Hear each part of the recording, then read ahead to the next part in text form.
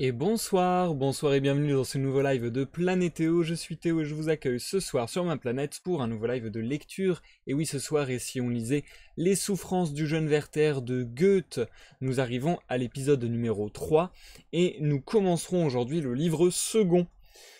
Avant toute chose, avant qu'on aille plus loin dans cette lecture, je me dois de vous refaire un petit disclaimer puisque je répète encore une fois que cette lecture est destinée à un public averti. En effet, les amis, les souffrances du jeune Werther vont parler, enfin ce roman va parler de sujets un petit peu sensibles, un petit peu touchy, et notamment, vous l'aurez compris, le jeune Werther est victime de souffrance. Donc voilà, vous comprenez déjà là-dessus qu'on est sur un truc pas très joyeux. Il est victime d'un chagrin d'amour. Il est sujet à des pensées noires, à des pensées très sombres concernant le suicide et autres questions existentielles. Donc voilà, si vous n'êtes pas dans votre assiette, si vous n'êtes pas au top de votre forme en ce moment, peut-être que cette lecture ne s'adresse pas à vous. Et peu importe votre état d'esprit, je voulais au moins vous tenir informé avant qu'on entame la lecture. Et si vous êtes justement dans un état d'esprit un peu low en ce moment, si vous êtes un petit peu down, si vous vous sentez pas bien, je vous envoie toutes les bonnes ondes que je peux et je vous souhaite d'aller mieux. Et je sais que c'est compliqué, j'ai vécu moi-même des périodes comme ça. Et je ne peux rien faire d'autre que de vous dire que il y a un mec inconnu sur internet qui pense à vous. Donc prenez soin de vous les amis, prenez soin de vous. Voilà voilou, c'était juste le petit disclaimer de début. Je me suis rendu compte que lors du live précédent, je n'ai fait que dire ce que je viens de dire pendant tout le live, et que peut-être ça alourdissait aussi un petit peu le propos du live, donc je vais essayer de me déconnecter un petit peu de ça, même si je trouve que c'est quelque chose de très important et de très important à discuter aussi. Mais je vais essayer de peut-être prendre un peu du recul là-dessus et peut-être davantage me concentrer sur on va dire le contenu de l'œuvre en tant que style aussi, etc., etc. Mais nous sommes au début de la semaine, nous sommes mardi, et donc ça veut dire qu'une nouvelle semaine de stream s'ouvre devant nous. Elle a en vérité déjà commencé hier à 21h avec un live de gaming sur le jeu As Far As The Eye qui clôturait cette mini-série que j'ai effectuée sur ce jeu. C'est une mini-série que j'appellerais de découverte, voilà, c'était pour un petit peu voir tout ce que pouvait proposer le jeu. Donc ça, on est bon là-dessus, on a terminé. Ça s'est tenu en 3 épisodes et je ne pense pas en faire de 4ème, ou peut-être dans le futur, mais voilà, ça sera plus dans un délire de découverte du jeu, etc. Ça sera vraiment juste pour jouer, quoi. Donc voilà, peut-être à l'occasion dans le futur c'est possible, mais a priori on en a terminé avec ce jeu. Ce soir et vendredi à 21h, comme d'habitude, de la lecture avec les souffrances du jeune Werther. D'ailleurs, le livre premier, on l'a lu sur le premier et deuxième épisode. Le livre second, nous le lirons sur 3 épisodes. Donc ce soir, vendredi et mardi dans une semaine, ce qui clôturera la lecture de ce roman épistolaire. Si vous voulez avoir l'intégralité des épisodes qui se suivent dans l'ordre, et tout est bien fait, tout est cool, il y a aussi les timecodes dans la description de la vidéo ou dans la barre de lecture de la vidéo qui vous permettent de passer les intros, de passer les pauses et d'aller directement à la lecture. Bref, tout cela est fait aux petits oignons, directement sur la playlist Et si on lisait les souffrances du jeune Werther, disponible sur ma chaîne YouTube. Bonsoir à tous ceux qui arrivent sur le live, ça me fait plaisir de vous voir. Bonsoir Otonoshi, bonsoir Jumpy, bienvenue, comment allez-vous chers amis? Ça, ça me fait rire et à la fois, je sais pas si j'ai envie de rire de ces sujets Otonoshi, mais ouais, ce soir ça risque d'être un petit peu tristoun, c'est vrai. Sinon, reste du programme de la semaine, on a dimanche à 15h un live de découverte sur l'univers de League of Legends comme d'habitude, live qui sera dédié au champion Rengar, ce qui mettra fin à notre petite série sur les Vastaya, donc ça fait bien plaisir aussi. Et sinon, je crois qu'on est bon sur les lives, à ceci près que peut-être demain, mercredi, peut-être, à 21h, il y aura peut-être, je l'espère, je croise les doigts, un live sur Sea of Thieves, et peut-être, je croise les doigts, accompagné de Walkyrax. Ça fait longtemps qu'on n'a pas fait ça et j'ai de l'appétit pour ça. Donc voilà, ça fait plaisir. En ce moment, j'ai beaucoup d'appétit pour faire des live gaming, je dois avouer. Donc voilà, j'espère que mon PC le permettra parce qu'il a tendance à surchauffer. Mais on va tout faire pour, on va essayer. Et puis peut-être aussi un autre live gaming, un autre live chaotique, comme j'aime à appeler ça, dans le sens où il n'est pas prévu, mais que il arrivera s'il doit arriver. Peut-être un autre live gaming en fin de semaine. Je pense me plonger dans Superliminal pour la suite. Ça pourrait bien me faire kiffer, je pense. Un jeu basé sur les trompe-l'œil, sur les énigmes en trompe-l'œil, justement. Donc ouais, ça peut être bien mon délire, je pense. Donc voilà, vous avez un petit profil de ce qui arrive pour la fin de semaine. Bonsoir Dimal, bienvenue sur le live. Comment tu vas? Je réponds en avance à ta question très bien, et toi? Oh là là, il est trop fort ce Dimal.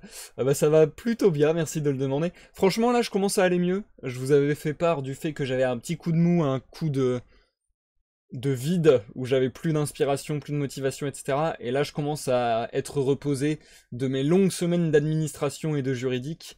Ça y est, là ça fait une bonne semaine que je suis plus là-dedans.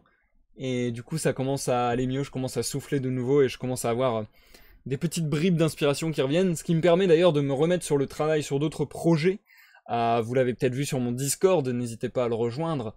Il y a des petites infos voilà, éparses qui se disséminent de ci, de là. Ouais, c'est vrai que je travaille sur un truc qui arrive bientôt, je l'espère, en live. J'espère du moins faire le premier épisode de cette nouvelle série avant la fin de l'année. Ça me ferait plaisir. On va essayer. Et sinon, il y a toujours plein de choses dans les bagages. Comme d'habitude, vous savez que j'ai tendance à me spread, j'ai tendance à faire tout un tas de choses en même temps, tout un tas de projets à la fois. Donc voilà, il y a tout un tas de choses à arriver. Faut profiter des hauts et serrer les fesses pendant les bas. Exactement, Otonoshi. C'est un petit peu la philosophie que j'essaie d'avoir. Et puis ouais, j'ai tenu bon et maintenant ça se libère un peu plus et je me sens mieux. C'est bien, ça fait plaisir. Écoutez les amis, je pense avoir dit grosso merdo tout ce que j'avais à vous dire. Je crois qu'on va se lancer dans la lecture assez rapidement puisque ces lives de lecture sur les souffrances du jeune Werther, je me répète, mais sont un chouïa courts. Vous savez qu'en général mes lives de lecture, j'aime bien les faire durer entre 1h30, 2h30. C'est à peu près ce que j'aime. Tout simplement pour des questions de confort vocal, pour pas que ma voix déraille, s'éraille et ainsi de suite. Donc voilà, mais c'est vrai que pour les souffrances du jeune Werther, vu que les sujets sont un petit peu difficiles, j'essaie peut-être de vous mettre une moins grosse tartine de négativité. Je sais pas si on peut dire que c'est vraiment de la négativité, dans le sens où... Ouais, si on le prend direct comme de la négativité, forcément ça va nous impacter comme quelque chose de négatif. Alors que si on le prend comme un sujet important dont il faut parler, voilà, c'est pas forcément de la négativité, mais bref. En tout cas, ce sont des sujets qui peuvent paraître lourds. Donc voilà, je vous en mets moins dans la gueule d'un seul coup et j'essaie de faire des lives peut-être un petit peu plus digestes, un petit peu plus courts sur cette série. Donc ce soir, je ne ferai qu'une pause et on lira 2 fois 13 pages si je ne m'abuse. Donc voilà, je pense vraiment qu'en 1h10, ça peut être fait largement. La dernière fois, nous nous étions arrêtés donc à la fin du livre premier. Qu'est-ce qui a pu se passer à la fin de ce livre premier? Tout simplement, notre héros, notre personnage principal, je le rappelle, c'est un roman épistolaire où nous ne lisons que les lettres du jeune Werther, justement, donc du narrateur en somme. Et donc, notre jeune Werther est tombé dans des hauts et dans des bas. On l'a vu dans des hauts et dans des bas, on l'a vu hyper exalté, hyper enthousiaste, on l'a vu hyper déprimé, hyper en colère, hyper triste. On l'a vu dans tout un tas d'états, et on l'a vu surtout très très amoureux, éperdument amoureux de Charlotte. Et dans les toutes dernières lettres qu'on a pu lire qui clôturaient ce livre premier, on était sur Werther qui décidait de prendre ses distances parce que c'était trop difficile, et sous les conseils de son ami avec qui il converse par lettres, il a décidé de prendre donc cette distance, de dire adieu à Charlotte et de s'en aller loin. Donc voilà, c'est ça qu'on va découvrir ce soir, c'est la suite de ce que je viens de vous raconter, plus ou moins. Bonsoir Zikael, ça va plutôt bien, merci de demander, et toi? Ça fait plaisir de voir du beau monde dans le chat. C'est con, mais ça me fait plaisir à chaque fois, ça me ragaillardit, genre, je pars totalement sur d'autres bails, hein, je dis ce qui me passe par la tête, mais Tout à l'heure, je me disais, tiens, est-ce que je ferais pas un live pour mon anniversaire? Parce que mon anniversaire, c'est en fin d'année. Et je sais pas, là je dis ça, je dis pas du tout que je vais faire ça, hein, parce que en plus, ce serait peut-être un petit peu égocentrique, mégalomane, je sais pas. Mais ouais, je me suis dit, tiens, est-ce que je ferais pas mon anniversaire en live? Faudrait que je trouve un concept derrière, faudrait que je trouve un vrai truc à faire, parce que je vais pas juste me mettre en live et en mode, c'est mon anniversaire. Mais ouais, je me suis dit, ce serait cool de passer un petit moment privilégié avec certains de mes viewers et tout. Ça pourrait être marrant, parce que votre compagnie m'est très agréable, les amis. Moi, c'est tout dès mon anniv. Sérieux? Mais joyeux anniversaire, Zikael! Joyeux anniversaire! Ah, ça fait quelque chose.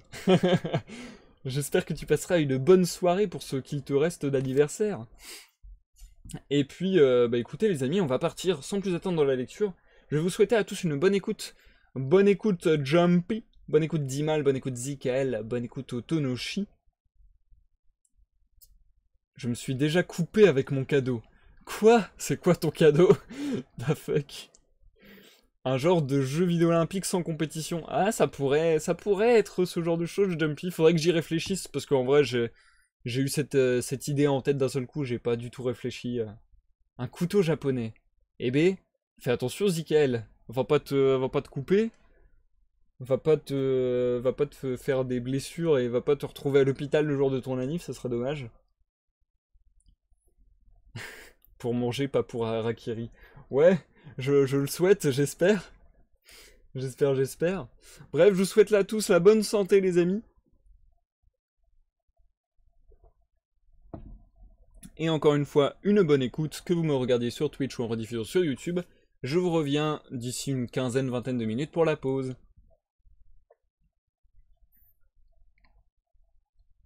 Livre second. 20 octobre 1771. Nous sommes arrivés hier. L'ambassadeur est indisposé et ne sortira pas de quelques jours. S'il était seulement moins désobligeant, tout irait bien. Je le vois bien. Le sort m'a préparé de rudes épreuves. Mais courage, un esprit léger supporte tout. Un esprit léger.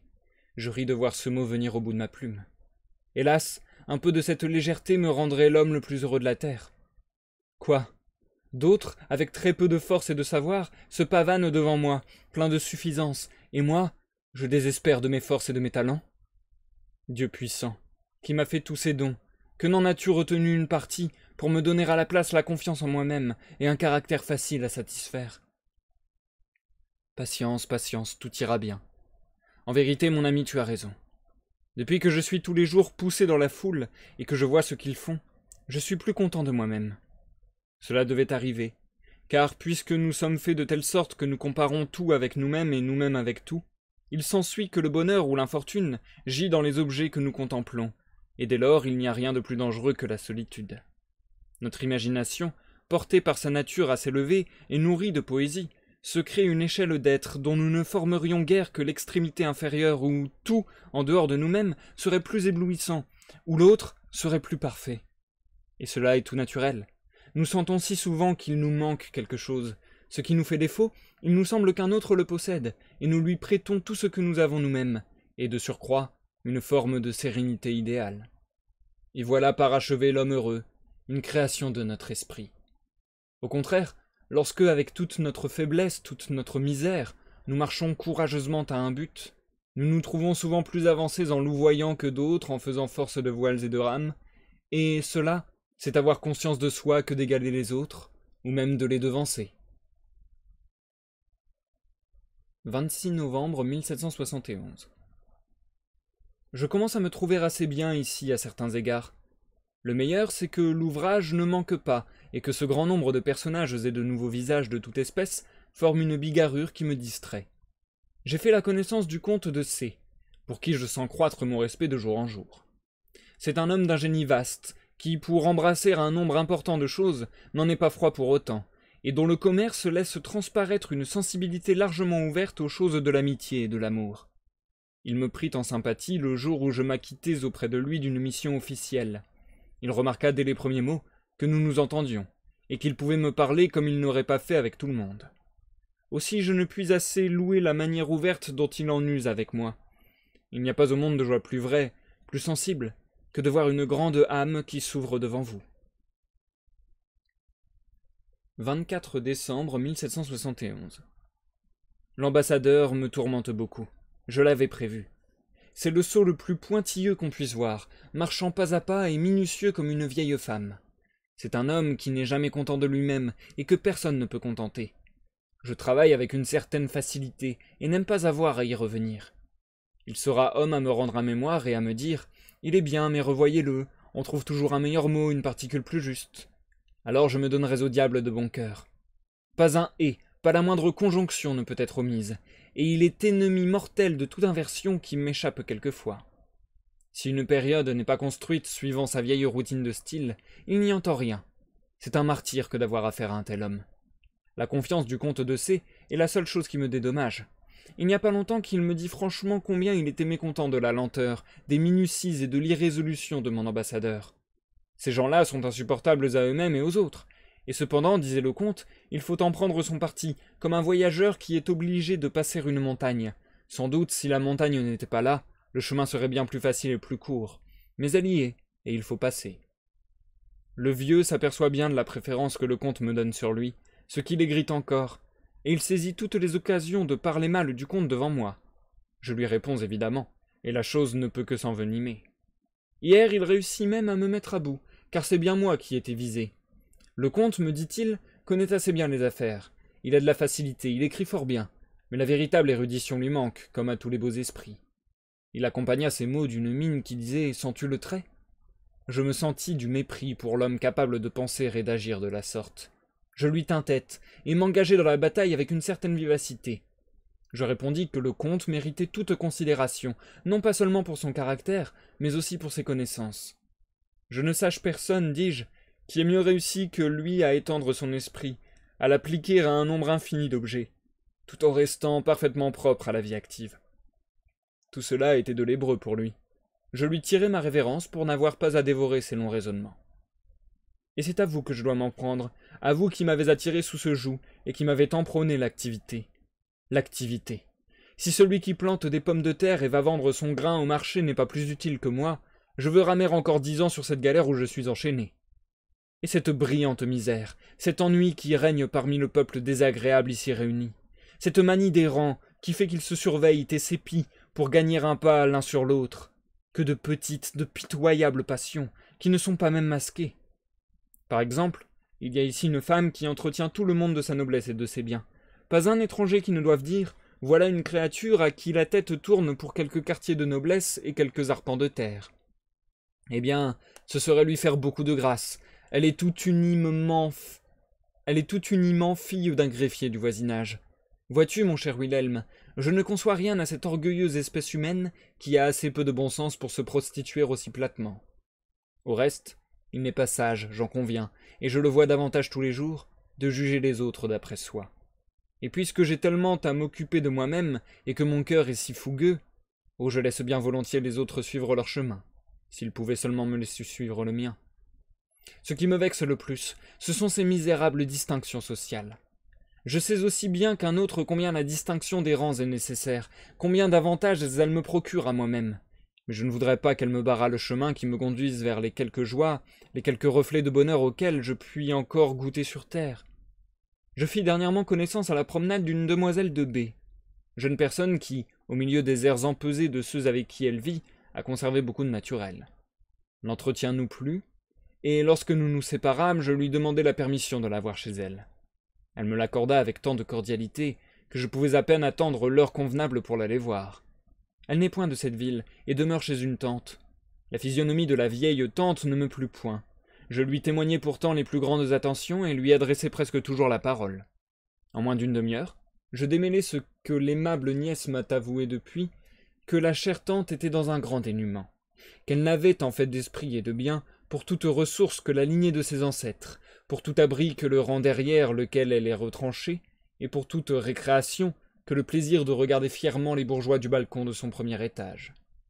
Elle est censée avoir été belle dans sa jeunesse, avoir mené une vie insouciante, et à l'âge mûr, après avoir tourmenté par ses caprices plus d'un pauvre garçon, s'être soumise aux lois d'un vieil officier qui, pour une médiocre pension qu'il obtint à ce prix, passa avec elle le siècle d'airain et mourut. Maintenant, elle se voit seule dans le siècle de fer, et personne ne la regarderait si sa nièce n'était pas si aimable. 8 janvier 1772.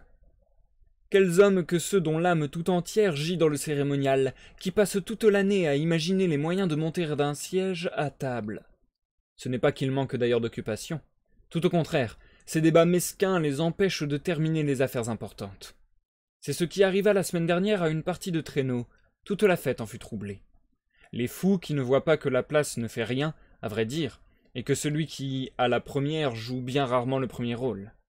Combien de rois qui sont conduits par leurs ministres, et de ministres qui sont gouvernés par leurs secrétaires? Et qui donc est le premier?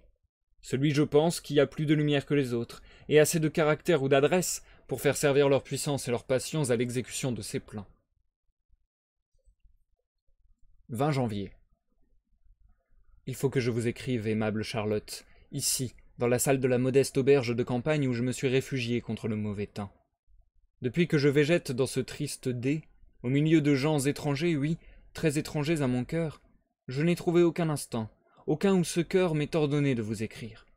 Mais à peine dans cette cabane, dans ce réduit solitaire où la neige et la grêle se déchaînent contre ma petite fenêtre, vous avez été ma première pensée. Dès que j'y suis entré, votre idée, ô Charlotte, cette idée, ce souvenir fervent et sacré m'a assailli. Dieu, le premier instant de bonheur depuis longtemps. Si vous me voyez, Charlotte, au milieu du torrent des distractions, comme tous mes sens se dessèchent, pas un seul instant de plénitude du cœur, pas une seule heure de bonheur, rien, rien. Je suis comme en face d'une boîte magique. Je vois de petits hommes et de petits chevaux passer et repasser devant moi, et je me demande souvent si ce n'est point une illusion d'optique. Je suis acteur aussi. Je joue aussi mon rôle. Ou plutôt, on se joue de moi, on me fait mouvoir comme un automate. Je saisis quelquefois mon voisin par sa main de bois, et je recule en frissonnant. Le soir, je me propose de jouir du lever du soleil, et je n'arrive pas le matin à me lever. Pendant la journée, je me promets d'admirer le clair de lune, et je ne quitte pas la chambre. Je ne sais pas au juste pourquoi je me couche, pourquoi je me lève. Le levain qui faisait fermenter ma vie me manque. L'aiguillon qui me tenait éveillé au milieu des nuits et qui m'arrachait au sommeil le matin a disparu. Je n'ai trouvé ici qu'une seule créature qui mérite le nom de femme, mademoiselle de B. Elle vous ressemble, Charlotte, si l'on peut vous ressembler. Oh, dites-vous, il se mêle aussi de faire des compliments. Cela n'est pas tout à fait faux. Depuis quelque temps, je suis fort aimable, parce que je ne puis être autre chose. Je fais de l'esprit, et les femmes disent que personne ne sait louer plus joliment que moi, ni mentir, ajoutez-vous, car l'un ne va pas sans l'autre. Je voulais vous parler de mademoiselle de B. Elle a beaucoup d'âme, et cette âme perce tout entière à travers ses yeux bleus. Son rang lui est à charge, il ne contente aucun des désirs de son cœur. Elle aspire à se voir hors du tumulte, et nous passons quelquefois des heures entières à nous figurer un bonheur sans mélange, au milieu de scènes champêtres, et vous, Charlotte, toujours avec nous. Ah, combien de fois n'est-elle pas obligée de vous rendre hommage? Elle le fait volontiers. Elle a tant de plaisir à entendre parler de vous. Elle vous aime. Oh, si j'étais assise à vos pieds dans votre petite chambre favorite, tandis que les enfants sauteraient autour de moi. Quand vous trouveriez qu'ils feraient trop de bruit, je les rassemblerais tranquilles auprès de moi en leur contant quelque effrayant conte. Le soleil se couche majestueusement derrière ces collines resplendissantes de neige. La tempête est passée, et je dois retourner m'enfermer dans ma cage. Adieu. Albert est-il auprès de vous? Et comment? Dieu me pardonne cette question. 8 février. Voilà 8 jours qu'il fait le temps le plus affreux, et je m'en réjouis. Car depuis que je suis ici, il n'a pas fait un beau jour qu'un opportun ne soit venu me l'enlever ou me l'empoisonner. Au moins, lorsqu'il pleut, vente, gèle, dégèle. Ah, il ne peut faire, me dis-je, plus mauvais à la maison que dehors, et vice-versa, et c'est tant mieux. Si le soleil levant promet une belle journée, je ne puis m'empêcher de m'écrier « Voilà donc encore une faveur du ciel, qu'ils peuvent s'enlever les uns aux autres. » Il n'y a rien dont ils ne se privent les uns les autres. Santé, estime, gaieté, tranquillité, la plupart du temps par bêtise, incompréhension, étroitesse d'esprit et, à les entendre, avec les meilleures intentions. Je serais quelquefois tenté de les prier à genoux d'avoir pitié d'eux-mêmes, et de ne pas se déchirer les entrailles avec tant de fureur. 17 février.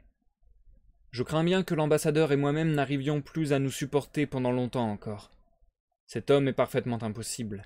Sa manière de travailler et de conduire les affaires est si ridicule que je ne puis m'empêcher de le contrarier et de faire souvent à ma tête, ce qui naturellement n'a jamais l'avantage de lui agréer. Il s'en est plaint dernièrement à la cour. Le ministre m'a fait une réprimande, douce à la vérité, mais enfin, c'était une réprimande, et j'étais sur le point de demander mon congé, lorsque j'ai reçu une lettre particulière de lui, une lettre devant laquelle je me suis mis à genoux pour adorer le sens droit, ferme et élevé qu'il a dicté. Tout en louant mes idées exagérées sur l'efficacité, l'influence sur les autres, la pénétration dans les affaires, qu'il traite de noble ardeur de jeunesse, il tâche non de détruire cette ardeur, mais de la modérer, et de la réduire à ce point où elle peut être de mise et avoir de bons effets. Aussi me voilà encouragé pour 8 jours, et réconcilié avec moi-même. Le repos de l'âme est une superbe chose, et aussi la joie en soi-même. Si seulement, cher ami, ce joyau n'était pas aussi fragile qu'il est rare et précieux. 20 février. Que Dieu vous bénisse, mes amis, et vous donne tous les jours de bonheur qu'il me retranche. Je te rends grâce, Albert, de m'avoir trompé. J'attendais l'avis qui devait m'apprendre le jour de votre mariage, et je m'étais promis de détacher ce même jour avec solennité la silhouette de Charlotte de la muraille, et de l'enterrer parmi d'autres papiers. Vous voilà unis, et son image est encore ici. Elle y restera. Et pourquoi non? La mienne n'est-elle pas aussi chez vous? Ne suis-je pas aussi, sans te nuire, dans le cœur de Charlotte? J'y tiens, oui. J'y tiens la seconde place, et je dois la conserver. Oh, je serais furieux si elle pouvait oublier. Dans cette seule pensée, Albert, il y a un enfer. Adieu, Albert. Adieu, ange du ciel. Adieu, Charlotte. 15 mars. J'ai essuyé une mortification qui me chassera d'ici. Je grince les dents. Diable, c'est une chose irréparable. Et c'est encore à vous que je dois m'en prendre. À vous qui m'avez aiguillonné, poussé, tourmenté pour me faire prendre un emploi qui ne me convenait pas. Eh bien, voilà pour moi. Voilà pour vous. Et afin que tu ne dises pas encore que mes idées grossissent tout, je vais, cher monsieur, te faire un récit avec toute la précision et platitude d'un chroniqueur. Le comte de C. même me distingue. On le sait, je te l'ai dit 100 fois. Je dînais hier chez lui. C'était son jour de grande soirée. Il reçoit ce jour-là toute la haute noblesse du pays. Je n'y avais pas pensé. Surtout, il ne m'était jamais venu dans l'esprit que nous autres subalternes, nous ne sommes pas là à notre place. Fort bien. Après le dîner, nous passons au salon. Le comte et moi nous causons. Le colonel de B survient, se mêle de la conversation, et insensiblement l'heure de la soirée arrive. Dieu sait si je pense à rien. Alors, entre la sérénissime dame de S avec son noble époux, et leur oison de fille avec sa gorge plate et son corps effilé et tiré au cordeau, ils passent auprès de moi avec un air insolent, et leur morgue de grand seigneur. Comme je déteste cordialement cette race, je voulais tirer ma révérence, et j'attendais seulement que le comte fût délivré du babil dont on l'accablait, lorsque mademoiselle de B entra. Je sens toujours mon cœur s'épanouir un peu quand je la vois. Je demeurai, je me plaçai derrière son fauteuil, et ce ne fut qu'au bout de quelque temps que je m'aperçus qu'elle me parlait d'un ton moins ouvert que de coutume, et avec une sorte d'embarras. J'en fus surpris. Est-elle aussi comme tout ce monde-là, dis-je en moi-même? J'étais piqué. Je voulais me retirer, et cependant je restais encore. Je ne demandais qu'à la justifier. J'espérais un modèle, et tout ce que tu veux. Cependant le salon se remplit. C'est le baron de F, couvert de toute la garde-robe du temps du couronnement de François Ier, le conseiller R, annoncé ici sous le titre d'Excellence et accompagné de sa sourde moitié, sans oublier le ridicule de J, qui mêle dans tout son habillement le gothique à la mode la plus nouvelle. Il en vient une foule. J'adresse la parole à quelques personnes de ma connaissance que je trouve fort laconiques. Je ne pensais et ne prenais garde qu'à mademoiselle de B. Je n'apercevais pas que les femmes se parlaient à l'oreille au bout du salon, qu'il circulait quelque chose parmi les hommes, que madame de S s'entretenait avec le comte. Mademoiselle de B m'a raconté tout cela depuis. Enfin le comte vint à moi et me conduisit dans l'embrasure d'une fenêtre. « Vous connaissez, me dit-il, notre bizarre étiquette. La société, à ce qu'il me semble, ne vous voit point ici avec plaisir. Je ne voudrais pas pour tout. »« Excellence, lui dis-je en l'interrompant, je vous demande 1000 pardons. J'aurais dû y songer plus tôt, vous me pardonnerez cette inconséquence. J'avais déjà pensé à me retirer. Un mauvais génie m'a retenu, ajoutai-je en riant et en lui faisant ma révérence. Le comte me serra la main avec une expression qui disait tout. Je quittai discrètement l'illustre compagnie, sortis, montai dans une voiture, et me rendis à M, pour y voir de la montagne le soleil se coucher. Et là, je lus ce beau chant d'Homère, où Ulysse reçoit l'hospitalité du digne Porcher. Tout cela était fort bien. Je revins le soir pour souper. Il n'y avait encore à notre pension que quelques personnes qui jouaient au dé sur le coin de la table, après avoir écarté un bout de la nappe. Je vis entrer l'honnête Adelin. Il accrocha son chapeau en me regardant, vint à moi, et me dit tout bas, « Tu as eu des désagréments ?»« Moi ? Le comte t'a fait quitter son salon. »« Au diable, le salon, j'étais bien aise de prendre l'air. »« Fort bien, dit-il, tu as raison d'en rire. Je suis seulement fâché que l'affaire soit connue partout. » Ce fut alors que je me sentis piqué. Tous ceux qui venaient se mettre à table et qui me regardaient me paraissaient au fait de mon aventure, et le sang me bouillait. Et maintenant que partout où je vais j'apprends que mes envieux triomphent, en disant qu'on voyait bien quel était le sort réservé à tous ces présomptueux qui, imbus de leurs quelques grains d'esprit, se croient permis de s'élever au-dessus de leurs conditions, et d'autres fadaises de ce tonneau-là, alors on se donnerait volontiers un couteau dans le cœur. Qu'on dise ce qu'on voudra de l'indépendance de l'esprit, qu'on dise ce qu'on voudra de l'indépendance d'esprit, je voudrais voir celui qui peut souffrir que des gredins glosent sur son compte lorsqu'ils ont sur lui quelques prises. Quand leurs propos sont sans nul fondement, ah, l'on peut alors ne pas s'en mettre en peine. 16 mars. Tout conspire contre moi. J'ai rencontré aujourd'hui mademoiselle de B à la promenade. Je n'ai pu m'empêcher de lui parler, et, dès que nous nous sommes trouvés un peu écartés de la compagnie, de lui témoigner combien j'étais blessé de sa conduite avec moi l'autre jour. « Werther, m'a-t-elle dit avec chaleur, avez-vous pu, connaissant mon cœur, interpréter ainsi mon trouble ? Que n'ai-je pas souffert pour vous depuis l'instant où j'entrai dans le salon ? Je prévis tout. 100 fois j'eus la bouche ouverte pour vous le dire. Je savais que les S et les T quitteraient la place plutôt que de rester dans votre société. Je savais que le comte n'oserait pas se brouiller avec eux. Et aujourd'hui, quel tapage !»« Comment, mademoiselle ?» dis-je en dissimulant ma frayeur, car tout ce que Adelin m'avait dit avant-hier me courait en ce moment par les veines comme une eau bouillante. « Que cela m'a déjà coûté !» ajouta cette douce créature, les larmes aux yeux. Je n'étais plus maître de moi-même, et j'étais sur le point de me jeter à ses pieds. « Expliquez-vous, lui dis-je. » Ses larmes coulèrent sur ses joues. J'étais hors de moi. Elle les essuya sans vouloir les cacher. « Ma tante, vous la connaissez, reprit-elle. Elle était présente et elle a vu. Ah, de quel œil elle a vu cette scène. Werther, j'ai essuyé hier soir et ce matin un sermon sur ma liaison avec vous, et il m'a fallu vous entendre ravaler, humilier, sans pouvoir, sans oser, vous défendre qu'à demi. » Chaque mot qu'elle prononçait était un coup de poignard pour mon cœur. Elle ne sentait pas quel acte de compassion c'eût été que de me taire tout cela. Elle ajouta tout ce qu'on disait encore de mon aventure, et quel triomphe ce serait pour les gens les plus dignes de mépris. Comme on exulterait, se réjouirait de voir enfin punie cette arrogance et ce dédain des autres qui m'étaient reprochés depuis longtemps. Entendre tout cela de sa bouche, Wilhelm, prononcé d'une voix si compatissante. J'étais atterré, et j'en ai encore la rage dans le cœur. Je voudrais que quelqu'un s'avisât de me vexer pour pouvoir lui passer mon épée au travers du corps. Si je voyais du sang, je serais plus tranquille. Ah, j'ai déjà 100 fois saisi un couteau pour faire cesser l'oppression de mon cœur. L'on parle d'une noble race de chevaux qui, quand ils sont échauffés et surmenés, s'ouvrent eux-mêmes par instinct une veine avec les dents pour se faciliter la respiration. Je me trouve souvent dans le même cas. Je voudrais m'ouvrir une veine qui me procurera les libertés éternelles.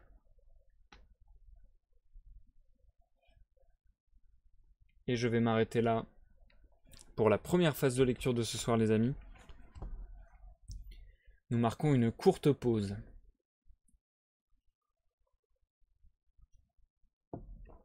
Alors je suis désolé, j'ai l'impression de ne pas lire super ce soir. J'ai l'impression d'un petit peu accrocher sur les mots, j'ai l'impression d'avoir un peu une... comment on appelle ça? Pas une âpreté, j'ai plus le terme en tête, mais... ouais, j'ai l'impression d'accrocher un petit peu. J'ai l'impression que mon conduit n'est pas bien huilé. Mon conduit vocatif, non ça se dit pas, mon conduit vocal n'est pas bien huilé. J'ai un peu de mal ce soir. J'espère que ça vous plaît. Ça recommence à être très très sombre, même encore plus sombre. C'est un truc auquel j'ai été souvent confronté. En fait, c'est ça qui est compliqué, c'est que, encore une fois, je suis obligé de parler des thèmes très difficiles de ce texte parce que ça en est le sujet. Et à la fois, faut prendre tellement des pincettes sur ces sujets, je trouve. J'ai pas envie de dire une connerie qui ferait que quelqu'un tomberait sur cette vidéo et se sentirait mal à cause de ce que j'ai pu dire. Donc encore une fois, si vous êtes pas bien, etc., etc., je vous envoie plein de force. Je suis de tout cœur avec vous. Mais ouais, je trouve ça assez fascinant de voir à quel point Goethe a été doué pour écrire ce texte, parce que je trouve que ça mime, que ça retranscrit tellement bien la dépression, les chagrins d'amour, les questions existentielles. Parce que, encore une fois, je me répète par rapport au live dernier, mais ce n'est pas qu'une question de chagrin d'amour, je trouve. Alors, à savoir si, encore une fois, il est mené complètement par l'amour, Werther, ce qui est tout à fait possible. J'ai l'impression qu'il y a un jeu, c'est ce dont je parlais la dernière fois déjà, mais j'ai l'impression qu'il y a un jeu où beaucoup de gens sont pris, qui est d'être amoureux de l'amour. Et du coup, il y a peut-être, je sais pas dans quel sens s'organise. Qu'est-ce qui est la cause de l'autre, qu'est-ce qui est la conséquence de l'autre. Mais il y a un jeu sournois comme ça, un cercle vicieux qui fait que lorsqu'un pan ne va pas bien, on a tendance à tout emmener dans cette pente, dans ce pan, et à faire tout aller mal. Enfin, ouais, c'est pour ça que souvent on parle de ce genre de choses comme un trou noir, dans le sens où ça avale tout, dans le sens où la part sombre vient tout engloutir, quoi. C'est comme si même les choses qui devraient nous rendre heureux habituellement, même les choses qui sont de la joie pour nous habituellement, euh, bah, se trouvent englouties par ce marasme un peu sinistre, un peu sombre, un peu taciturne. Et du coup, voilà, c'est dur de dire si Werther a un chagrin d'amour qu'il a du mal à vivre, et que du coup, ça l'entraîne à avoir plein de questions existentielles sur la société, sur les relations humaines, sur les étiquettes, sur le pouvoir qu'ont les personnes sur les autres personnes, et ainsi de suite, enfin bref. Ou si c'est parce qu'il a toutes ces questions-là, et s'il a ce mal-être-là, entre guillemets, d'abord, et que le chagrin d'amour n'est que un truc supplémentaire dans tout son mal-être. C'est compliqué de dire quel est le déclencheur de l'un, quel est le déclencheur de l'autre. Mais ouais, c'est un peu... J'ai envie de dire c'est un peu un package, entre guillemets. Je pense que c'est aussi histoire de personnalité, j'ai envie de dire. Euh, c'est un truc qui arrive assez souvent. Alors là, je parle d'un cas très précis. C'est bien sûr, ça n'englobe pas tous les cas et je peux pas parler de tous les cas parce que voilà, encore une fois, je m'y connais pas. Je suis pas médecin ou quoi que ce soit dans ces domaines, mais je sais que c'est un cas qui arrive souvent. Et j'ai l'impression de ressentir un peu ça chez Werther, d'une hypersensibilité et d'une assez grande intelligence aussi. J'ai l'impression que ça peut peut-être presque ressembler à la dépression qu'auraient les surdoués, comme on dit, ou les personnes à haut potentiel. Je sais plus c'est quoi la phrase consacrée aujourd'hui. Mais ouais, la phrase correcte, entre guillemets, pour en parler. Mais je sais que pas mal de surdoués bah, sont confrontés à ce truc-là, à être entre guillemets tellement intelligents, avec des guillemets, parce qu'intelligent c'est un mot qui veut tout et rien dire, mais que du coup ils sont très lucides sur leur propre existence, sur leur propre manière de penser, ce qui peut être infernal, parce que t'es très lucide sur ta manière de... Enfin, comment dire, t'arrives à t'auto-analyser, t'arrives à savoir que tu penses comme ça pour telle ou telle raison, mais c'est pas pour ça que les sentiments ne prennent pas forcément le dessus et que t'arrives à le contrôler. Et ouais, il y a l'hypersensibilité, je pense, peut mêler à une grande intelligence, mêler à peut-être un certain romantisme, une certaine... c'est bizarre ce que je veux dire, mais je dirais une certaine humanité, même si quelque part Werther, il est assez décrit comme quelqu'un qui... peut-être qui a du mal avec les autres, mais en fait, enfin comment dire, moi en tout cas c'est comme ça que je le ressens. J'ai pas l'impression qu'il ait du mal avec les gens, qu'il les méprise ou quoi, comme on peut lui reporter, comme on peut lui reprocher ici. Je pense que ça peut être plutôt un truc presque je vais dire de déception ou de frustration. Je sais pas comment expliquer ça précisément. un truc de... je sais pas si j'ai une lecture très objective et très saine, entre guillemets, de Werther, parce que je pense que je le colle beaucoup à mon image. Comme je le disais dans les rêves précédents, je me reconnais vraiment beaucoup dans le personnage de Werther. Et du coup, c'est compliqué pour moi de parler de tous ces sujets parce que le but n'est pas de parler de moi. Mais ouais, je sais que moi, ça m'est déjà arrivé de me dire que... Bah, c'est une phrase que je disais très souvent, enfin en tout cas des phrases ressemblant à ça parce que j'ai plus la phrase exacte en tête. Mais je sais que ça m'est arrivé très souvent dans ma vie de me dire que l'être humain, entre guillemets, voilà, pour faire une version très simple, était capable du meilleur et du pire. Et qu'est-ce que j'entendais par là? C'était que je trouvais l'humanité, au sens large, magnifique.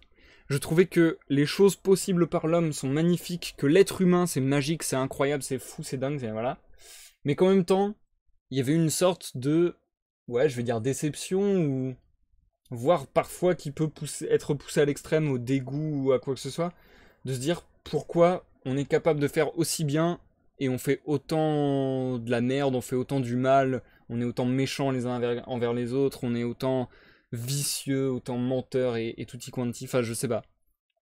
Par exemple, quand Werther parlait un peu de la séduction en disant que c'était pas loin du mensonge, bah, je me reconnais tellement là-dedans. Ceux qui me parlent un peu sur Discord, vous l'avez peut-être déjà vu, parce que voilà, c'est vrai que je parle avec certains d'entre vous pas mal. Et ouais, moi, c'est une phrase que j'ai déjà dit souvent, que pour moi, la drague, c'était du mensonge. Enfin, ouais. En fait, cette lecture est très particulière pour moi, parce que je me reconnais énormément dans le personnage de Werther. Mais je pense que c'est justement le génie... Enfin, le génie. Ouais, si, c'est le coup de génie, du moins, de Goethe sur cette œuvre, le coup de génie de Goethe sur cette œuvre, d'avoir su décrire, je pense, des mécanismes de pensée très précis. Enfin, encore une fois, j'ai peur d'accoler mon cas sur le personnage, donc peut-être que je me trompe et peut-être que c'est pas le cas, mais par rapport à ce que moi j'ai vécu de dépression et ainsi de suite, ou par rapport à ce que je connais dans des cas de mes amis et ainsi de suite, je reconnais des mécanismes, je reconnais des structures quelque part de dépression, enfin voilà.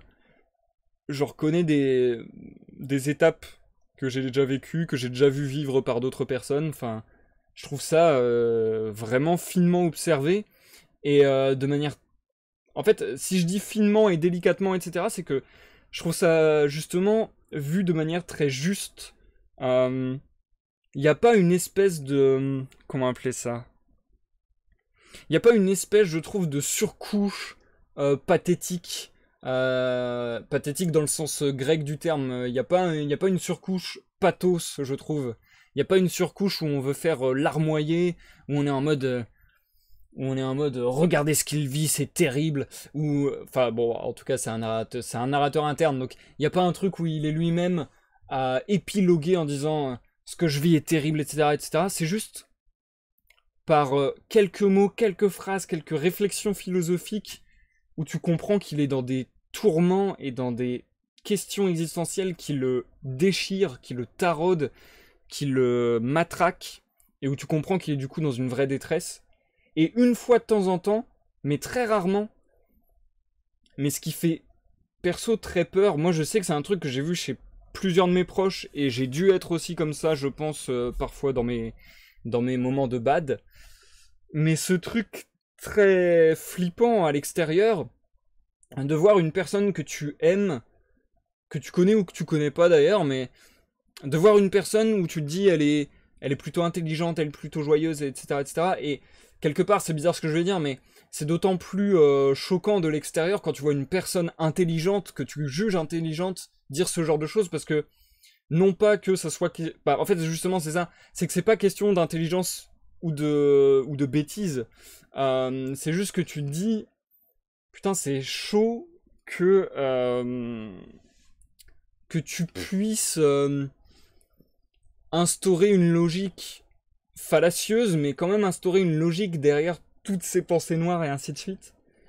Et tu te dis, putain, c'est chaud que cette personne intelligente arrive à se construire son propre mécanisme d'autodestruction logique, entre guillemets. Enfin, je pense qu'il y a un truc comme ça aussi. Et ouais, je sais que c'est hyper perturbant, et peut-être que moi-même j'ai perturbé des gens comme ça, et si c'est le cas, j'en suis désolé, mais bon. J'aurais tendance à dire que j'ai pas à être désolé, et que justement j'étais en souffrance, et que bah merci aux gens qui m'ont soutenu quand j'étais dans ces moments-là. Mais c'est vrai que ça peut faire un choc, et ça peut faire très bizarre quand tu parles avec quelqu'un que t'aimes, etc., etc., etc., et que vraiment au détour d'une phrase, alors que t'as l'impression que tout va bien, t'as l'impression que tu parles tout à fait normalement, et juste au détour d'une phrase, il va te dire une phrase très brève, mais très crue, du style de toute manière j'ai envie de mourir, ou un truc comme ça. Enfin, c'est vraiment un truc que tu te prends dans la gueule d'un coup, quoi. Et ça, c'est un truc qu'on retrouve aussi dans la manière dont a écrit Goethe, je trouve. Enfin, ouais. Je trouve que Goethe a... Alors, je sais pas si Goethe lui-même était sujet à la dépression, au chagrin d'amour et ainsi de suite. Aux crises existentielles ou j'en sais rien. Mais j'ai l'impression que Goethe a vu tellement juste, a su tellement mimer la manière dont peut s'exprimer quelqu'un qui est en détresse, etc. Enfin ouais, c'est assez bluffant je trouve. Et, euh, et du coup, on a vu aussi un moment, alors, encore une fois, ça c'est caractéristique je trouve, des moments de up and down, mais qui peuvent partir très très haut et très très bas, et très très rapidement surtout. Et du coup, on voit, voilà, on a vu pendant plusieurs lettres Werther qui semblait se porter mieux et de mieux en mieux. Et d'un seul coup, là où tu t'y attends presque le moins, j'ai envie de dire, euh, d'un seul coup, tu te retrouves avec une lettre dédiée non pas à Wilhelm, son ami, mais à Charlotte, où tu sens que du coup, il est complètement, ouais, complètement au bout du rouleau, quoi, complètement en détresse, encore une fois, en souffrance, et que il est presque pathétique, mais encore une fois, je ne mets pas au terme de pathétique quelque mépris que ce soit ou quoi que ce soit. Hein. C'est juste qu'il est, voilà, il est à la merci entre guillemets. Enfin, il est soumis à sa souffrance, quoi. C'est un peu ça. Il est très fragile, très sensible, etc. Et ou bien même sa lettre à Albert où il apprend le mariage de Charlotte et Albert. Voilà, tu sens que ça le frappe. Tu sens que c'est un coup au moral énorme pour lui, quoi. Je pense que pour le décrire avec précision, il faut le vivre. Ouais, je pense aussi au Tonoshi, et je comprends d'autant plus la phrase que je vous ai répétée maintes et maintes fois de mon professeur à l'université, à la faculté de lettres modernes, qui nous disait, qui nous souhaitait sincèrement et comme un conseil d'ami vraiment de vivre un chagrin d'amour pour mieux comprendre la littérature. Je pense que ouais, je pense qu'il y a aussi de l'inverse quoi.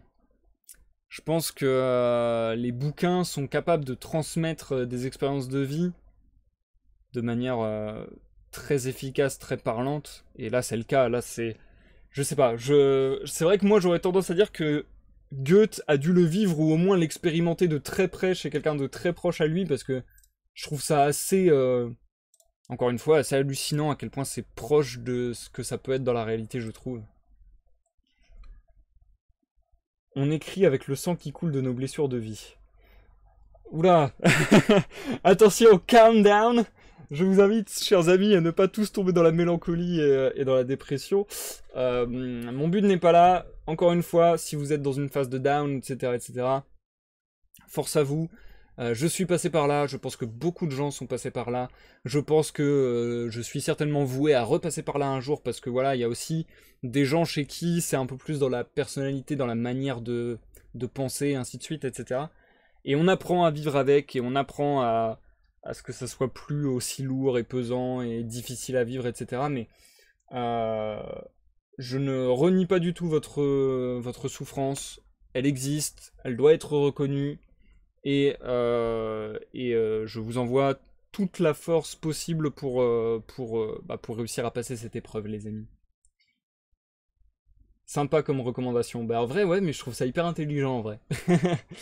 Voilà. J'ai peur sur ces épisodes, encore une fois, d'être un petit peu saoulant. J'ai pas envie d'avoir un... Comment dire je trouve plus le terme. d'avoir un aspect monsieur je sais tout, donneur de leçons, moraliste, etc. Chacun ses avis sur ces sujets, et voilà.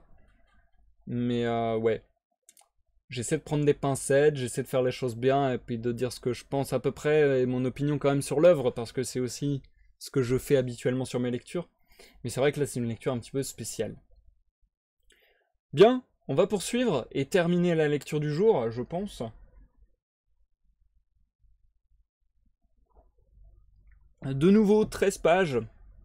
De nouveau, je vous rappelle d'ailleurs que les pauses que j'effectue dans ma lecture sont tout à fait arbitraires. Il n'y a pas de pause dans le texte textuellement, c'est pas écrit dans le texte dans l'édition. Alors là, Planétéo, faut que tu fasses une pause. C'est moi qui décide. Pour cette œuvre, j'ai fait des pauses au livre premier et au livre second. Donc on a changé de livre. Et puis sinon, bah, vu que c'est des lettres, je suis un peu obligé de faire au pif. Donc du coup, je fais quand même entre deux lettres. Voilà, je suis pas con. mais ouais, il n'y a pas de date précise ou d'endroit précis où je peux faire des pauses correctes. Donc c'est un peu au pif. Bien, on va retourner sur la suite. Sans plus attendre, je vous souhaite à tous une bonne écoute Zikael, bonne écoute Dimal, bonne écoute Otonoshi, bonne écoute à tous ceux dans l'ombre et à ceux qui me regardent en rediffusion sur YouTube. Et je vous dis à dans quelques minutes pour l'outro. 24 mars. J'ai offert ma démission à la cour. J'espère qu'elle sera acceptée. Vous me pardonnerez si je ne vous ai pas préalablement demandé votre permission. Il fallait que je partisse, et je sais d'avance tout ce que vous auriez pu dire pour me persuader de rester. Donc, essayez d'apprendre la nouvelle à ma mère en édulcorant l'amertume de la potion. Je ne saurais me satisfaire moi-même. Elle ne doit donc pas murmurer, si je ne puis la contenter non plus. Cela doit sans doute lui faire de la peine, voir son fils s'arrêter tout à coup dans la carrière qui devait le mener aux conseils privés et aux ambassades, le voir remettre sa monture à l'écurie. Faites tout ce que vous voudrez. Combinez tous les cas possibles où j'aurais dû rester. Il suffit, je pars. Et afin que vous sachiez où je vais, je vous dirai qu'il y a ici le prince qui se plaît à ma société. Dès qu'il a entendu parler de mon dessein, il m'a prié de l'accompagner dans ses terres et d'y passer le printemps. J'aurai liberté entière, il me l'a promis, et comme nous nous entendons jusqu'à un certain point, je veux courir la chance, et je pars avec lui. Annonce. 19 avril. Je te remercie de tes 2 lettres. Je n'y ai point fait de réponse, parce que j'avais différé l'envoi de celle-ci jusqu'à ce que j'eusse obtenu mon congé de la cour, dans la crainte que ma mère ne s'adressât au ministre et ne gênât mon projet. Mais c'est une affaire faite. Le congé est arrivé. Il est inutile de vous dire avec quelle répugnance on a accepté cette démission, et tout ce que le ministre m'a écrit. Vous éclateriez en lamentations. Le prince héréditaire m'a envoyé une gratification de 25 ducats, qu'il a accompagnée d'un mot dont j'ai été touché jusqu'aux larmes. Je n'ai donc pas besoin de l'argent que je demandais à ma mère dans la dernière lettre que je lui écrivis. 5 mai. Je pars demain. Et comme mon lieu de naissance n'est éloigné de ma route que de 6 miles, je veux le revoir et me rappeler ces anciens jours pleins de songes heureux. Je veux entrer par cette porte par laquelle ma mère sortit avec moi, lorsque, après la mort de mon père, elle quitta ce séjour chéri pour aller se renfermer dans son insupportable ville. Adieu, Wilhelm, tu auras des nouvelles de mon voyage. 9 mai. J'ai fait le voyage vers mon pays avec la piété d'un pèlerin, et des sentiments imprévus se sont emparés de moi. Près d'un grand tilleul qui se trouve à un quart de lieue de la ville, sur la route de Hesse, je fis arrêter, descendis de voiture, et dis au postillon d'aller en avant, pour cheminer moi-même à pied et goûter toute la nouveauté, toute la vivacité de chaque réminiscence. J'étais là, sous ce tilleul qui était dans mon enfance le but et le terme de mes promenades. Quel changement! En ce temps-là, plein d'une heureuse ignorance, j'aspirais à m'élancer vers ce monde inconnu, où j'espérais trouver assez de nourritures et de jouissances de cœur pour remplir et satisfaire ma poitrine débordante de désirs. Maintenant, je reviens du vaste monde. Ô mon ami, que d'espérances déçues, que de plans renversés. J'avais devant les yeux cette chaîne de montagnes qu'enfant j'ai tant de fois contemplée avec un œil d'envie. Alors je restais là assis des heures entières, plein de désirs me portant au-delà. Toute mon âme se perdait dans ces forêts, dans ces vallées, qui semblaient me sourire dans le lointain, enveloppées de leurs voiles de vapeur. Et lorsque, à l'heure dite, il fallait rentrer, qu'il m'était difficile de m'arracher à ce lieu que j'aimais tant. Je m'approchai du bourg, je saluai les jardins et les petites maisons que je reconnaissais. Les nouvelles ne me plurent point. Tous les changements me faisaient mal. J'arrivai à la porte, et je me retrouvai à l'instant tout entier. Mon ami, je n'entrerai dans aucun détail. Quelque charme qu'ait eu pour moi tout ce que je vis, je ne te ferai qu'un récit monotone. J'avais résolu de prendre mon logement sur la place, justement auprès de notre ancienne maison.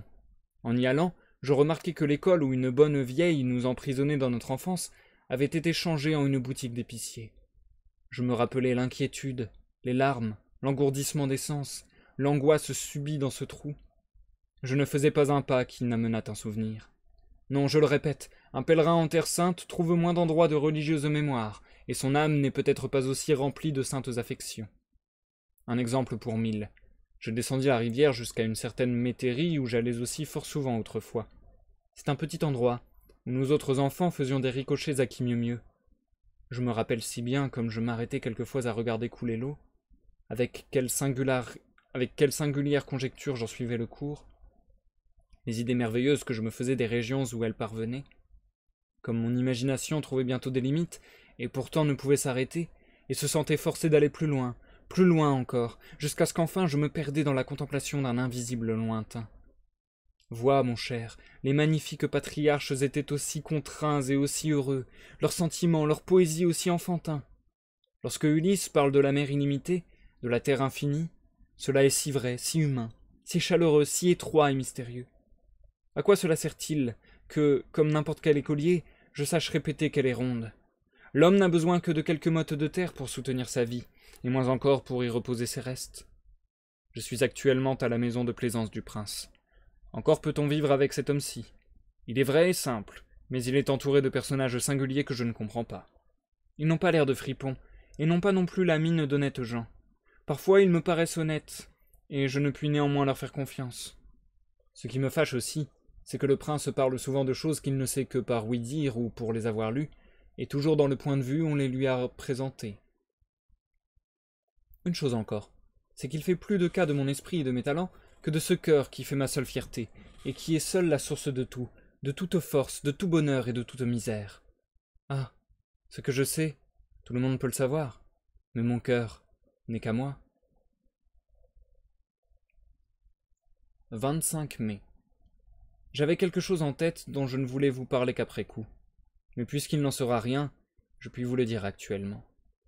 Je voulais aller à la guerre. Ce projet m'a tenu longtemps au cœur. Ça a été le principal motif qui m'a engagé à suivre ici le prince qui est général au service d'eux.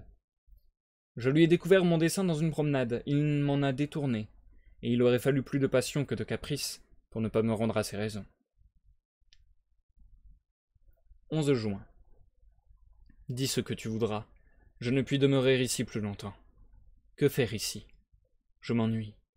Le prince me traite aussi bien qu'il est possible, et je ne suis pourtant pas à l'aise. Et, dans le fond, nous n'avons rien de commun ensemble. C'est un homme d'esprit, mais d'un esprit tout à fait ordinaire. Sa conversation ne m'amuse pas plus que la lecture d'un livre bien écrit. Je resterai encore 8 jours, puis je recommencerai mes courses vagabondes. Ce que j'ai fait de mieux ici, ça a été de dessiner. Le prince est amateur, et serait même un peu artiste s'il était moins engoué du jargon scientifique. Souvent, je grince les dents d'impatience et de colère lorsque je m'échauffe à lui faire sentir la nature et à l'élever à l'art, et qu'il croit faire merveille, s'il peut mal à propos fourrer dans la conversation quelques termes bien techniques. 16 juin. Oui, sans doute, je ne suis qu'un voyageur, un pèlerin sur la terre. Et vous, qu'êtes-vous donc? 18 juin. Où je prétends aller? Je te le dirai en confidence. Je suis forcé de passer encore 15 jours ici. Je me suis dit que je voulais ensuite aller visiter les mines de... Mais dans le fond, il n'en est rien. Je ne veux que me rapprocher de Charlotte, et voilà tout. Je ris de mon propre cœur, et je fais toutes ses volontés. 29 juillet. Non, c'est bien, tout est pour le mieux. Moi, son époux. Ô Dieu qui m'a donné le jour, si tu m'avais préparé cette félicité, toute ma vie n'eût été qu'une prière continuelle. Je ne veux point plaider contre ta volonté. Pardonne-moi ces larmes, pardonne-moi mes vains désirs. Elle, ma femme, si j'avais serré dans mes bras la plus douce créature qui soit sous le ciel. Un frisson parcourt tout mon corps, Wilhelm, lorsque Albert met ses bras autour de sa taille si fine. Et cependant le dirais-je? Pourquoi ne le dirais-je pas? Wilhelm, elle eût été plus heureuse avec moi qu'avec lui. Oh, ce n'est point là l'homme capable de remplir tous les vœux de ce cœur.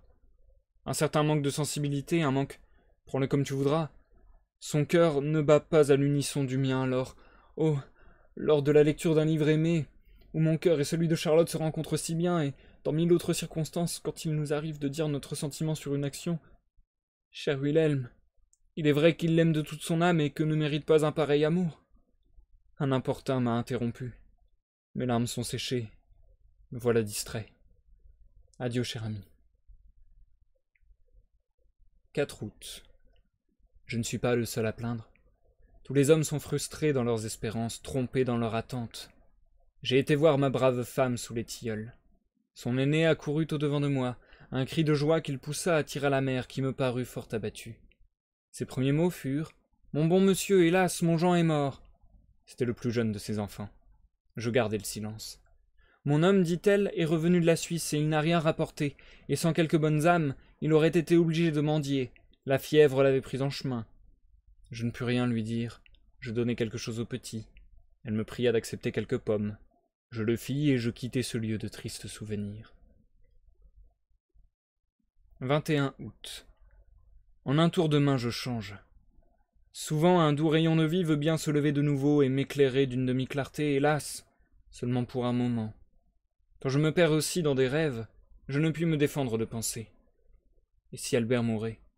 Tu deviendrais... Oui, elle deviendrait... Et alors, je poursuis cette chimère jusqu'à ce qu'elle me conduise à des abîmes sur le bord desquels je m'arrête et recule en tremblant. Lorsque je sors de la ville et que je me retrouve sur cette route que je parcourus en voiture la première fois que j'allais prendre Charlotte pour la conduire au bal, quel changement! Tout a disparu. Il ne me reste plus rien de ce monde qui a passé. Pas un battement de cœur du sentiment que j'éprouvais alors. Je suis comme un esprit qui, revenant dans le château qu'il bâtit autrefois lorsqu'il était un puissant prince, qu'il décora de tous les dons de la magnificence et qu'il laissa en mourant à un fils plein d'espérance, le trouverait brûlé et démoli. 3 septembre. Quelquefois je ne puis comprendre comment un autre peut l'aimer, ose l'aimer, quand je l'aime si uniquement, si profondément, si pleinement, quand je ne connais rien, ne sais rien, n'ai rien qu'elle. 4 septembre. Oui, c'est bien ainsi. De même que la nature s'incline vers l'automne, l'automne commence en moi et autour de moi. Mes feuilles jaunissent, et déjà les feuilles des arbres voisins sont tombées. Ne t'ai-je pas déjà parlé dans une de mes lettres d'un jeune valet de ferme que je vis quand je vins ici la première fois? J'ai demandé de ses nouvelles à Walheim. On me dit qu'il avait été chassé de la maison où il était, et personne ne voulut m'en apprendre davantage. Hier je le rencontrai par hasard sur la route d'un autre village. Je lui parlais, et il me conta son histoire dont je fus touché à un point que tu comprendras aisément lorsque je te l'aurai répété. Mais à quoi bon? Pourquoi ne pas garder pour moi seul ce qui m'effraie et me blesse? Pourquoi t'affliger aussi? Pourquoi te donner toujours l'occasion de me plaindre ou de me réprouver? Qui sait? Cela tient peut-être aussi à ma destinée. Le jeune homme ne répondit d'abord à mes questions qu'avec une sombre tristesse, dans laquelle je crus même démêler une certaine réserve. Mais bientôt, plus expansif, comme si tout à coup ils nous eurent reconnus tous les deux, il me fit le récit de sa faute, me raconta son malheur. Que ne puis-je, mon ami, porter chacune de ses paroles devant ton tribunal? Il avoua, il raconta même avec une sorte de plaisir, et comme en jouissant de ses souvenirs, que sa passion pour la fermière avait augmenté de jour en jour, qu'à la fin il ne savait plus ce qu'il faisait, qu'il ne savait plus, selon son expression, où donner de la tête.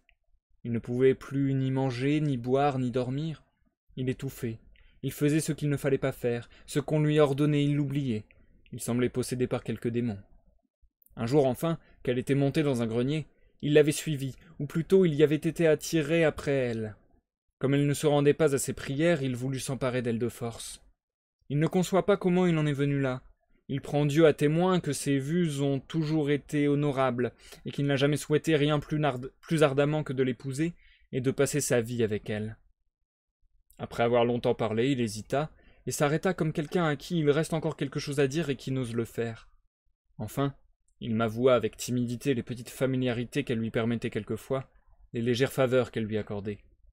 Il s'interrompit à 2 à 3 reprises, et répétait avec les plus vives protestations que ce n'était pas pour, comme il disait, la traîner dans la boue, qu'il l'aimait et l'estimait comme auparavant, que pareille chose ne serait jamais venue à sa bouche, et qu'il ne m'en parlait que pour me convaincre qu'il n'était pas un homme complètement corrompu et insensé. Et ici, mon cher, je recommence mon ancienne chanson, mon éternel refrain. Si je pouvais te représenter ce jeune homme tel qu'il me parut, tel que je l'ai encore devant les yeux, si je pouvais tout te dire exactement, pour te faire sentir combien je m'intéresse à son sort, combien je dois m'y intéresser. Mais cela suffit. Comme tu connais aussi mon sort, comme tu me connais aussi, tu ne dois que trop bien savoir ce qui m'attire vers tous les malheureux, et surtout vers celui-ci. En relisant ma lettre, je m'aperçois que j'ai oublié de te raconter la fin de l'histoire. Elle est facile à deviner. La fermière se défendit, son frère survint. Depuis longtemps, il haïssait le jeune homme, et l'aurait voulu hors de la maison, parce qu'il craignait qu'un nouveau mariage ne privât ses enfants d'un héritage assez considérable, sa sœur n'ayant pas d'enfant. Ce frère le chassa sur le champ, et fit tant de bruit de l'affaire que la fermière, quand même elle l'eût voulu, n'eût point osé le reprendre. Actuellement, elle a un autre domestique. On dit qu'au sujet de celui-ci, elle s'est également brouillée avec son frère. On regarde comme certain qu'elle épousera ce nouveau venu, mais lui était fermement décidé à ne pas voir cet événement. Ce que je te raconte n'est ni exagéré ni embelli. Je puis dire qu'au contraire, je te l'ai conté faiblement, bien faiblement, et que je l'ai gâté avec le vocabulaire moral courant. Cet amour, cette fidélité, cette passion, n'est donc pas une fiction du poète. Elle vit, elle existe dans sa plus grande pureté chez ces hommes que nous appelons incivils, appelons grossiers. Nous autres civilisés, déformés, réduits à rien par la civilisation. Lis cette histoire avec dévotion, je t'en prie. Je suis calme aujourd'hui en te l'écrivant.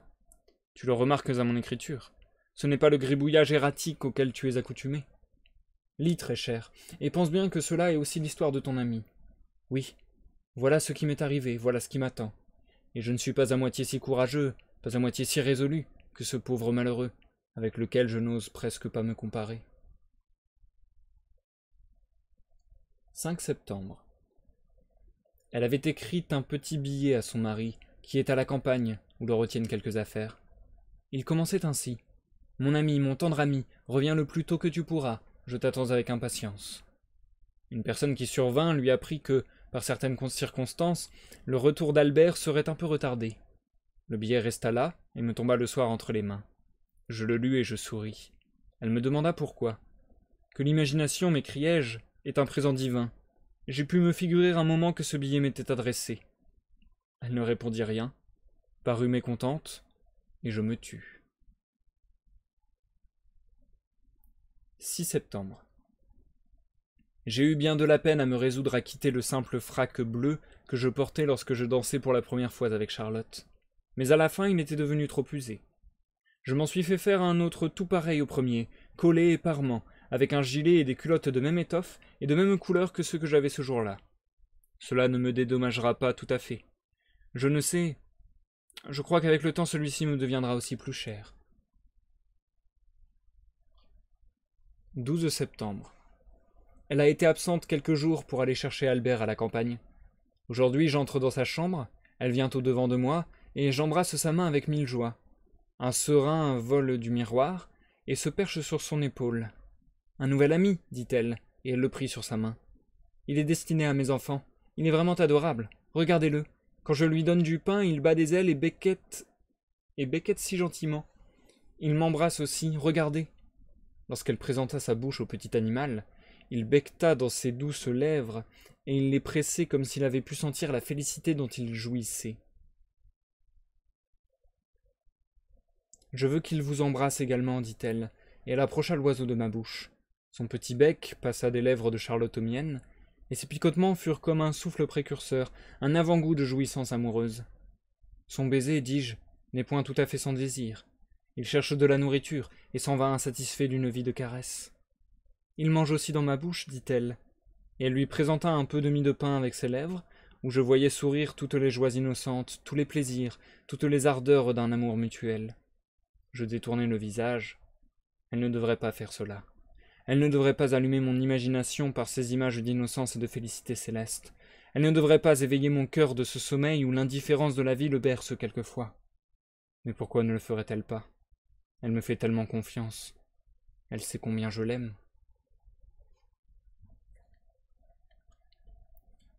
15 septembre. On se donnerait au diable, Wilhelm, quand on pense qu'il faut qu'il y ait des hommes assez dépourvus d'âme et de sentiments pour ne pas goûter tout ce qui sur terre garde encore du prix. Tu connais ces noyers sous lesquels je me suis assis avec Charlotte, chez le bon pasteur de Saint. Ces beaux noyers qui m'apportaient toujours je ne sais quel contentement d'âme. Comme ils rendaient la cour du presbytère agréable et hospitalière, que leurs rameaux étaient frais et magnifiques, et jusqu'au souvenir des honnêtes pasteurs qui les avaient plantés il y a tant d'années. Le maître d'école nous a dit bien souvent le nom de l'un d'eux, qu'il tenait de son grand-père. C'était très certainement un personnage fort honorable, et sa mémoire m'était toujours sacrée lorsque j'étais sous ses arbres. Oui, le maître d'école avait hier les larmes aux yeux lorsque nous nous plaignions ensemble de ce qu'ils ont été abattus. Abattus! J'enrage, et je crois que je tuerais le chien qui a donné le premier coup de hache. Moi, qui serais homme à m'affliger sérieusement, si ayant 2 arbres comme cela dans ma cour, j'en voyais un mourir de vieillesse, faut-il que je voie cela? Mon cher ami, il y a une chose qui console, ce que c'est que le sentiment chez les hommes. Tout le village murmure, et j'espère que la femme du pasteur verra à son beurre, à ses œufs et aux autres marques d'amitié, quelle blessure elle a faite aux habitants de l'endroit. Car c'est elle, la femme du nouveau pasteur, notre vieillard est aussi mort. Une créature sèche et malingre, et qui a bien raison de ne prendre aucun intérêt au monde, car personne n'en prend à elle. Une sotte qui veut se donner pour savante, qui se mêle d'examiner les canons, qui travaille à la nouvelle réforme critico-morale du christianisme, et qui hausse les épaules à propos des divagations de la Vater, dont la santé est tout à fait ruinée, et qui en conséquence ne connaît plus de joie ici-bas.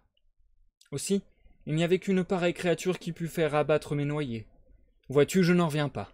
Imagine donc, les feuilles en tombant salissent sa cour et la rendent humide. Les arbres lui interceptent le jour, et quand les noix sont mûres, les enfants y jettent des pierres pour les abattre.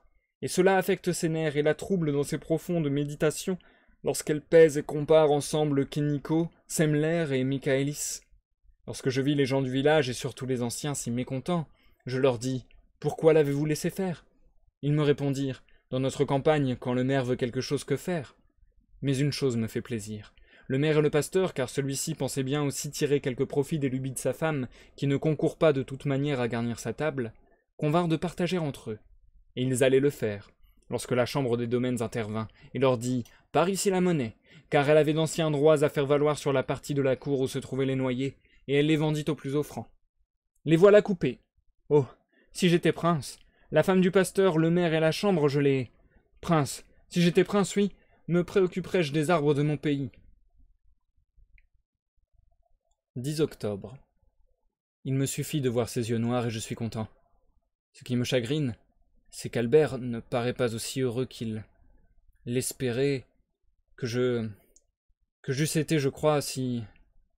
Je n'aime pas me servir de tiret, mais il m'est impossible ici de m'exprimer différemment. Et il me semble que c'est assez clair.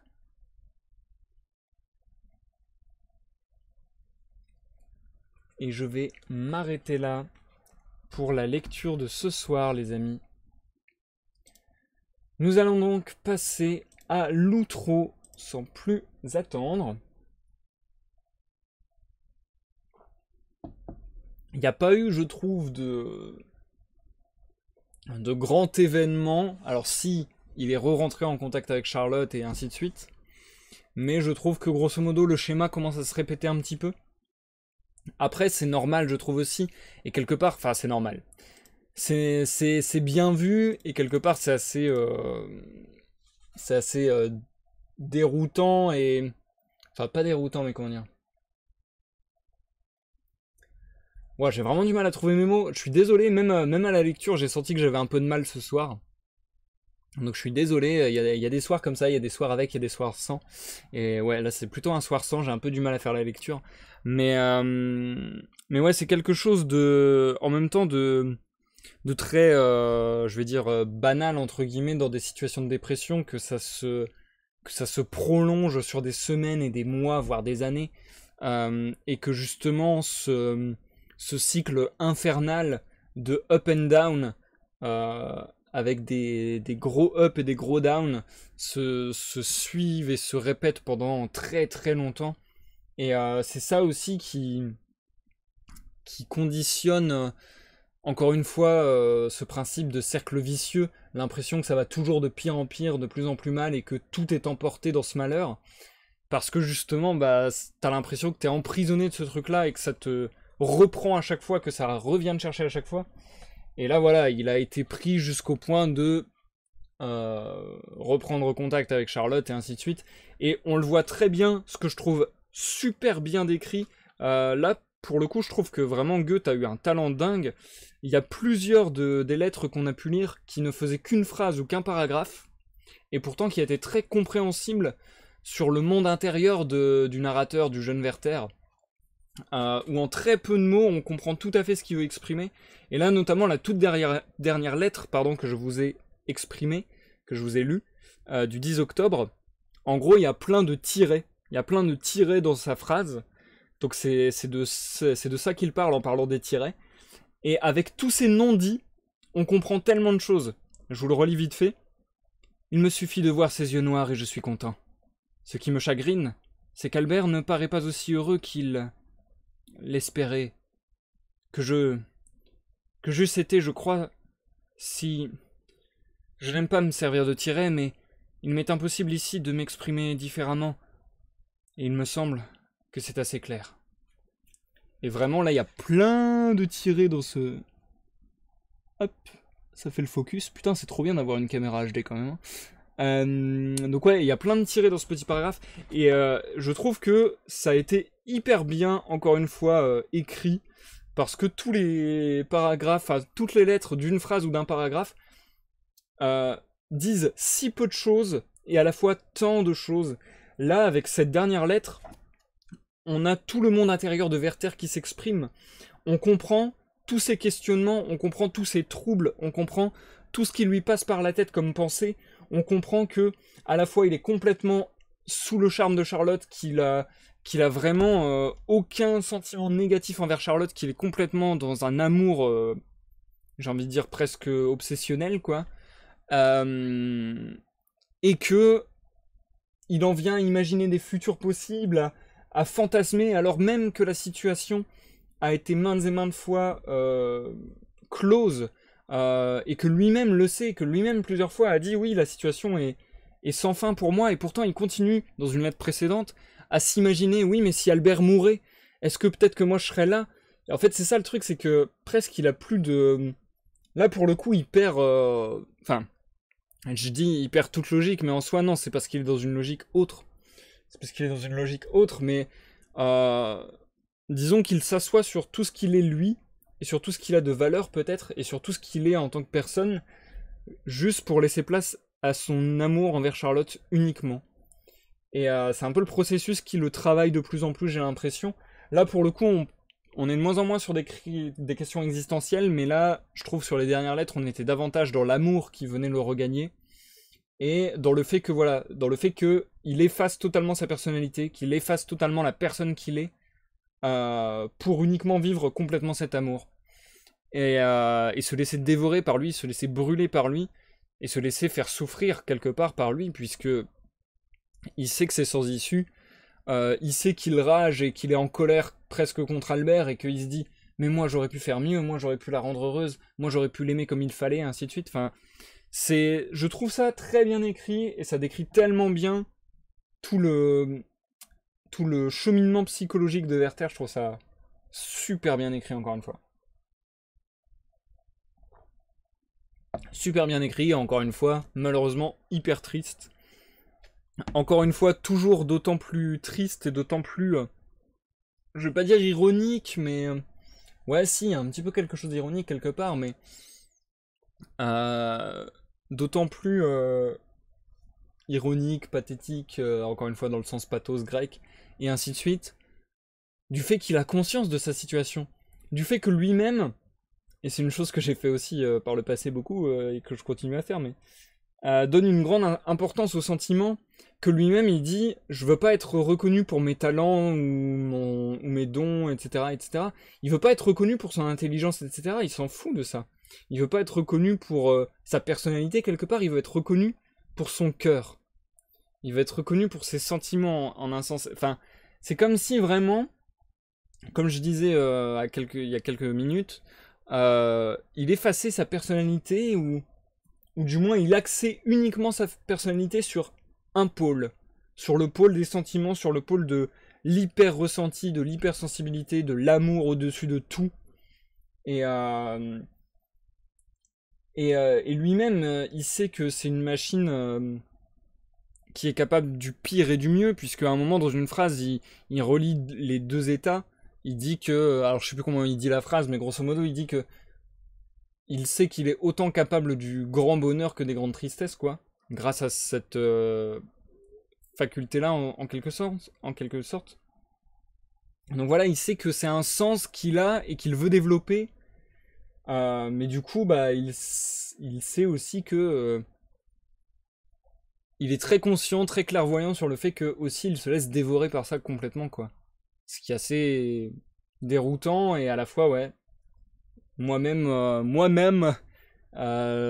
j'ai dit souvent des trucs du style, je m'en fous de souffrir au plus haut point. Je veux vivre l'histoire d'amour ou tout un tas d'autres choses à fond. Donc j'y vais à fond, peu importe si derrière je vais souffrir à fond. Mais bon, ça c'est encore une fois ma lecture, enfin mon perso, donc bon c'est peut-être pas hyper intéressant pour les lectures, mais ouais, je continue à beaucoup me reconnaître dans le personnage de Werther, mais bon.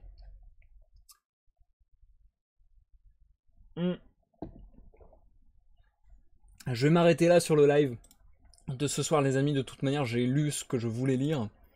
Et puis, je sens que j'ai un peu du mal quand même, encore une fois, à m'exprimer ce soir. Et à parler et à animer le live. Donc voilà. Autant rendre le plus vite possible l'antenne. Merci Dimal, Jumpy, Otonoshi, Zikael d'être passé. Je pense avoir dit à peu près tout le monde. Merci à tous. Bah merci beaucoup pour ta lecture. Bah merci à toi Otonoshi, ça me fait plaisir de t'avoir accueilli. N'hésitez pas à mettre un like ou un dislike ou un commentaire, à vous abonner, etc. sur la chaîne YouTube selon ce que vous avez pensé de cette lecture ou de ce live, etc. etc. N'hésitez pas à me suivre sur Facebook, Twitter et Discord pour être tenu au courant de tous les lives à venir. Je vous rappelle encore, une ultime fois, que si vous vous sentez un petit peu morose, un petit peu mal, surtout que en ce moment on est vraiment dans la pire période, je dirais, dans le sens où on commence à entrer dans l'hiver doucement. Il fait nuit quasiment toute la journée. Il fait assez froid parfois, quelquefois. En plus, il y a la crise sanitaire qui oblige au confinement, etc. Donc parfois à l'isolation, etc. Donc, dans tous ces moments difficiles, et si vous êtes aussi dans des moments difficiles à cause de toute autre raison, je vous envoie un maximum de bonnes ondes, un maximum d'amour, un maximum de force.